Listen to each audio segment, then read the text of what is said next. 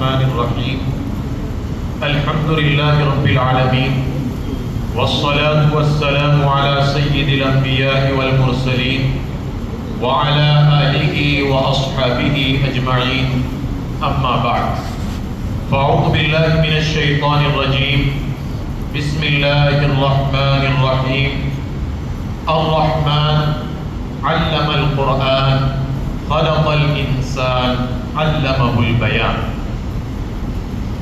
ذی وقار صدر محترم واجب التکریم علماء کرام، معزز مہمانان عظام، میرے عزیز طلبہ،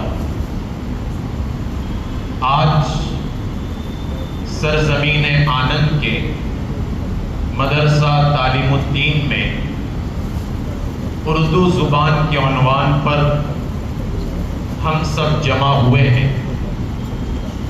اس موقع پر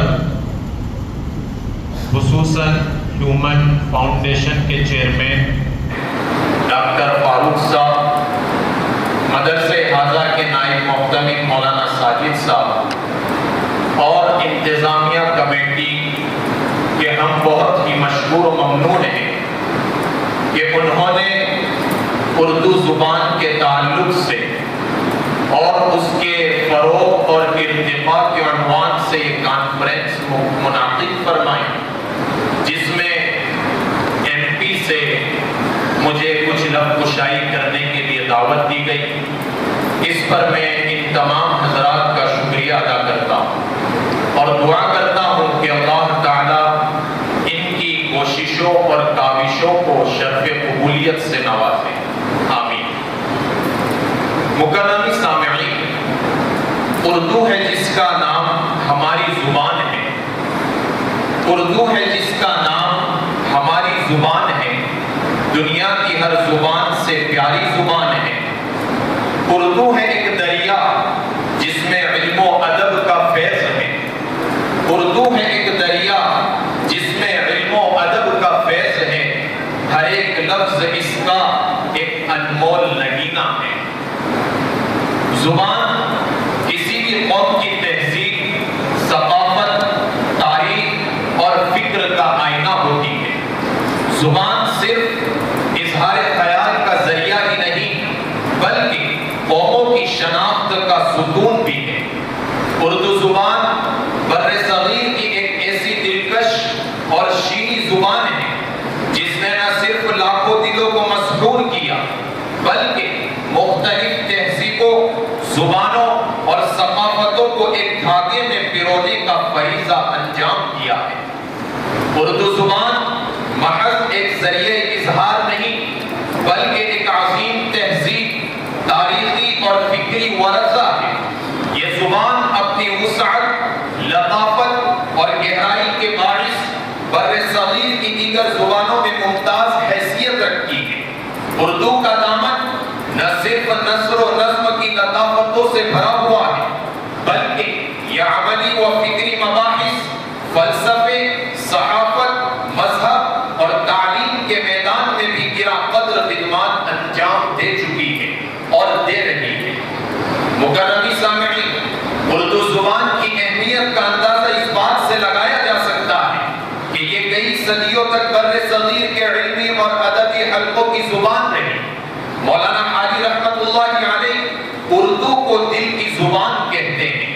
یہ جو جذبات کی بہترین ترجمان ہے، آج بھی اردو کا ذخیرہ ادب دنیا کی دیگر ترقی یافتہ زبانوں کے ادب سے کسی طور پر کم نہیں ہے۔ اردو کی تاریخ ہمیں بتاتی ہے کہ یہ زبان مختلف تہذیبوں اور زبانوں کے میل سے جنم لینے کے باوجود ایک خود مختار اور مکمل لسانی نظام بن کر ابھری۔ ڈاکٹر ابواللیث صدیقی لکھتے ہیں کہ اردو زبان کا وجود خود ہندوستان کی تاریخ، تہذیب اور معاشرت کا آئینہ دار ہے۔ یہ زبان گنگا جمنی تہذیب کی سب سے حسین مثال ہے۔ اردو زبان کی جغرافیائی حیثیت، اردو جنوبی ایشیا کی ایک اہم اور بڑی زبان ہے۔ بر صغیر ہند کی آزادی کے بعد سے اس زبان کی مقبولیت میں اضافہ ہی ہوتا جا رہا ہے۔ یہ ہندوستان کی 18 قومی زبانوں میں سے ایک ہے۔ زبان پر عربی و فارسی کے اثرات ہیں، لیکن عربی و فارسی کے برعکس یہ ہندی کی طرح ایک ہند آریائی زبان ہے جو بر صغیر ہند میں پیدا ہوئی اور یہی اس کی ترقی ہوئی۔ یہ زبان بنیادی طور پر ہندی زبان سے مماثلت رکھتی ہے، مگر اس پر فارسی، عربی اور ترکی زبانوں کا گہرا اثر موجود ہے۔ اردو اور ہندی دونوں جدید ہند آریائی زبانیں ہیں اور دونوں کی اساس یکساں ہے۔ صوتی اور قواعدی سطح پر دونوں زبانیں اتنی قریب ہیں کہ ایک زبان معلوم ہونے لگتی ہے، لیکن لغوی سطح پر دونوں نے مختلف ذرائع سے اتنا زیادہ مستعار کیا ہے۔ اردو نے عربی اور فارسی سے، ہندی نے سنسکرت سے، کہ رواج اور طریقہ استعمال کی سطح پر حقیقتاً دونوں کی شناخت علیحدہ اور خود مختار زبانوں کے طور پر ہوتی ہے۔ یہ فرق رسم الخط کی سطح پر کافی نمایاں ہے۔ ہندی کا رسم الخط دیوناگری ہے، جبکہ اردو کا رسم الخط فارسی و عربی ہے، جس میں ہند آریائی زبان کے تقاضوں کو پورا کرنے کے لیے مقامی طور پر ترمیم و اضافہ کیا گیا ہے۔ ایک عام اندازے کے مطابق اردو اور ہندی کے بولنے والوں کو ملا کر دیکھیں تو یہ دنیا کی تیسری سب سے زیادہ بولی جانے والی لسانی آبادی ہے۔ محترم حضرات، اردو پڑوس ملک کی سرکاری زبان ہے۔ سرکاری اسکولوں، ضلع انتظامیہ اور عوامی ذرائع ابلاغ میں اس کا استعمال ہوتا ہے۔ وہاں 1981 کی مردم شماری کے اعداد و شمار کے مطابق اردو بولنے والوں کی تعداد تقریباً 1 کروڑ 10 لاکھ ہے۔ ہندوستان میں اردو بولنے والوں کی تعداد 1991 کی مردم شماری کے اعتبار سے تقریباً 4 کروڑ 40 لاکھ ہے اور 2011 کی مردم شماری کے مطابق اردو بولنے والوں کی تعداد 50 ملین سے بھی زیادہ ہے۔ ہندوستان میں اردو بولنے والوں کی کثیر تعداد یو پی، دہلی، بہار، آندھرا پردیش کے علاقے تلنگانہ میں ہے۔ شہری اور قصبائی سطح پر اس کے جاننے والے پنجاب، مدھیہ پردیش اور راجستھان میں بھی ہیں۔ گجرات، میسور، تمل ناڈو کے مسلمانوں میں یہ زبان خاص طور پر پڑھائی جاتی ہے اور کرناٹک میں کافی مسلمان اردو بھی بولتے ہیں۔ اردو بولنے والوں کی سب سے بڑی تعداد بالائی حصہ روہیل کھنڈ، خاص طور پر میرٹھ، سہارنپور، مظفر نگر، مراد آباد، بجنور، بریلی، رامپور، لکھنؤ، حیدرآباد میں آباد ہے۔ مشترکہ طور پر ان ریاستوں میں پورے ملک میں اردو بولنے والوں کا فیصد 85 ہے۔ شہر دہلی ابھی بھی اردو ادب اور طباعت کا مرکز ہے۔ اسی وجہ سے بھارت میں یہ چھٹی سب سے زیادہ بولی جانے والی زبان ہے۔ برصغیر ہند و پاک سے متصل ملکوں مثلاً افغانستان، بنگلہ دیش، نیپال میں بھی اردو بولی جاتی ہے۔ برصغیر ہند و پاک سے باہر خاص طور سے خلیجی ممالک، برطانیہ، امریکہ، کینیڈا، جنوبی افریقہ اور دیگر کئی ممالک میں اردو بولنے اور سمجھنے والے افراد کی بڑی تعداد موجود ہے۔ اردو زبان کے خصوصیات: نمبر 1، شیریں اور نرم لہجہ۔ اردو کی سب سے بڑی خوبی اس کا شیریں، پرکشش اور مؤدبانہ لہجہ ہے۔ نمبر 2، ادبی رنگ۔ اردو زبان نے دنیا کے عظیم شعراء، افسانہ نگاروں، ناول نگاروں اور ڈرامہ نویسیوں کو جنم دیا ہے۔ نمبر 3، لفظیات کی وسعت۔ اردو میں فارسی، عربی، ترکی اور ہندی کے ہزاروں الفاظ شامل ہیں، جس سے یہ نہایت جامع اور وسیع بن گئی ہے۔ نمبر 4، ادب کا ذخیرہ۔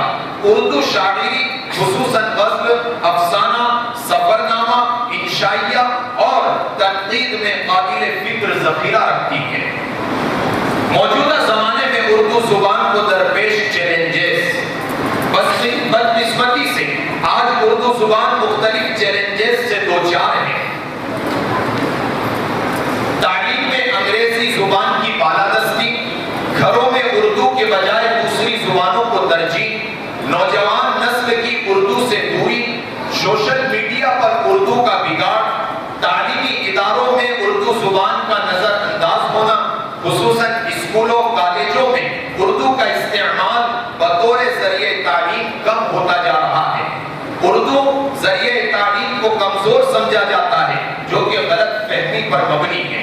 تکنیکی میدان میں کم نمائندگی کا ہونا، computer, mobile, internet, soft where اور اے آئی جیسے شعبوں میں اردو کی موجودگی محدود ہے۔ انگلش اور ہندی کو ترجیح دی جاتی ہے۔ سماجی رویے، اردو بولنے والوں کو بعض اوقات پسماندہ تصور کیا جاتا ہے اور نئی نسل اردو سے فاصلہ رکھ رہی ہے۔ ان تمام مسائل کے باوجود اردو ادب بھی ایک زندہ زبان ہے اور بہت سے ادارے، محققین اور قلمکار اردو زبان کے تحفظ و فروغ میں مصروف عمل ہے۔ اسی کی ایک کڑی آج کا ہمارا یہ سیمینار بھی ہے۔ اردو زبان کے فروغ کی ضرورت۔ اردو زبان صرف ایک رابطے کا ذریعہ نہیں، بلکہ ہماری تہذیب، ثقافت، مذہبی اقدار اور قومی تشخص کا علم بردار ہے۔ بر صغیر کے مسلمانوں کی علمی، فقہی، ادبی اور سماجی شناخت کا ذریعہ ہے۔ اردو صرف زبان نہیں، بلکہ محبت، اخوت، رواداری اور ثقافت کا استعارہ ہے۔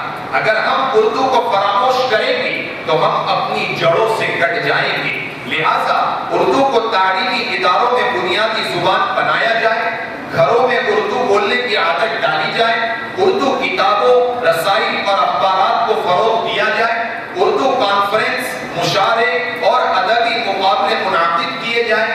اسی طرح اردو کو فروغ دینے کے لیے بورڈز اور ادارے قائم کیے جائیں۔ اختتامیہ، اردو زبان ہماری پہچان ہے، ہمیں اس زبان پر فخر ہے، کیونکہ یہ نہ صرف خوبصورتی اور مٹھاس رکھتی ہے، بلکہ یہ انسانیت، محبت اور تہذیب کا پیغام بھی دیتی ہے۔ اور اردو زبان ایک فکری نظام اور ایک روحانی ورثہ ہے۔ اس کی حفاظت اور ترقی صرف اردو بولنے والوں کی نہیں، بلکہ پوری قوم کی ذمہ داری ہے۔ اس لیے ضرورت اس بات کی ہے کہ ہم سب مل کر اردو کی خدمت کریں تاکہ آنے والی نسلیں بھی اس عظیم ورثے سے فیضیاب ہو سکیں۔ آخر میں پھر دوبارہ میں انتظامیہ کمیٹی، ذمہ داران مدرسہ کا مشکور و ممنون ہے، اور پھر ایک بار دعا کرتے ہیں کہ اللہ تبارک و تعالی اس اردو زبان کے لیے ہم سب کو قبول فرمائے، اور جب تک دنیا قائم رہے اس اردو زبان کو بھی قائم رکھے۔ وآخر دعوانا الحمدللہ رب العالمین۔